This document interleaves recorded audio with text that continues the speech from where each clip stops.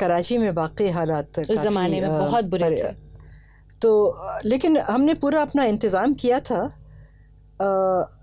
Security کا اور ہر چیز کا. I remember at one of the festivals we had 3 layers of security, کیونکہ اس زمانے میں انڈیا سے بہت لوگ آتے تھے. اب تو خیر بند ہو گیا ہے. تو ہم نے سیکیورٹی اپنی طرف کر لی تھی، لیکن پھر بھی بہت مشکلات پیش آئی تھیں. اور مجھے یاد ہے کہ ایک فیسٹیول میں انگریز کچھ جرنلسٹ آئے تھے اور انہوں نے لکھا، آئی تھنک دا انڈیپینڈنٹ اخبار ہے UK کا، اس میں لکھا Karachi's answer to bombs is books. So I thought that was such a compliment. بہت بڑا compliment. Karachi's answer to bombs is books.